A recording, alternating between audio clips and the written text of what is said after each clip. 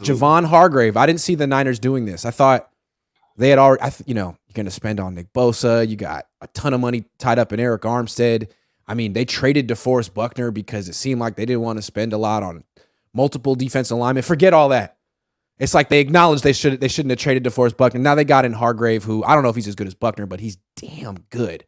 And this feels like the Niners are going all in. What do you think of this move? Yeah, man, to me, it signals that the 49ers are going all in. The defensive tackle Hargrave is probably top 3, at least top 5 in the NFL.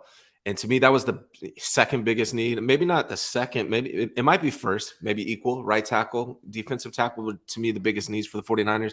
The fact that they went in and got the best one on the market, that to me signals that they're going all in this year. Man, I expect them to make another move or two. To me, this is like, hey, we're going all in. Defensive tackle is huge.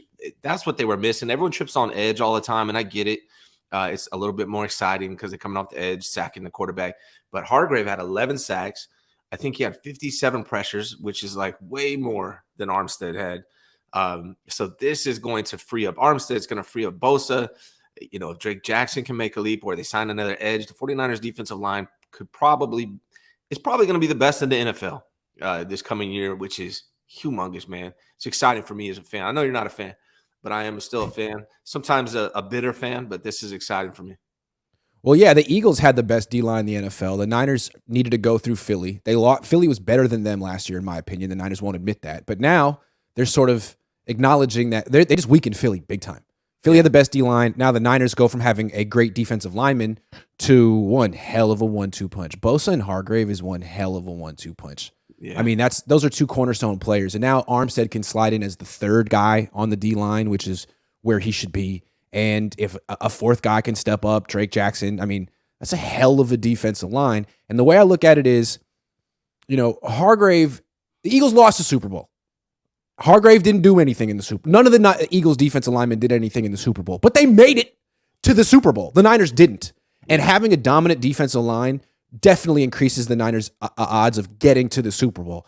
I'm becoming very jaded, and I feel like you're not allowed to play defense in that game anymore, especially in the fourth quarter. So I don't know that Javon Hargrave is going to bring the 6th Lombardi trophy to the Niners, but you can't win it if you're not in the game. And I think this drastically improves the Niners' odds of winning the NFC next year, which is the goal. I mean, it's the first goal. Yeah, I mean, you touched on one of the biggest points is not only did the 49ers get stronger, they weakened the Eagles, which is key if 49ers want to get there. So I think the 49ers are by far going to have the best D-line, having a strong interior. And he's also good at stopping the run, which is if you look at the 49ers defense last year, they were one of the worst at 3rd and short, surprisingly.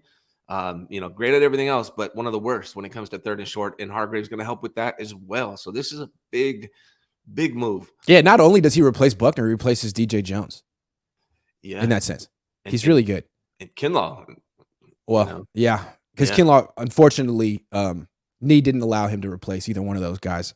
Had the talent, just didn't have the health. We're going to talk about Kinlaw in a second, but new Javon on the D-line. It's funny, they got a new Mick right tackle.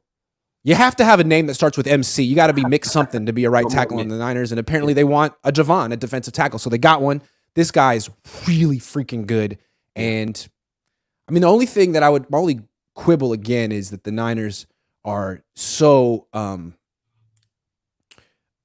intent on building through their defense. They want the best defense in the league. They want to prove that this defense can bring it home. And I just don't know that defenses can anymore. I mean, 10 years ago they could for sure, but I don't know. It just feels like there's going to be some key play in the Super Bowl where Javon Hargrave is called for roughing the passer because he breathed on the quarterback, or Nick Bosa is blatantly held and no one calls it. It's like, well, yeah, that's the product the NFL wants these days.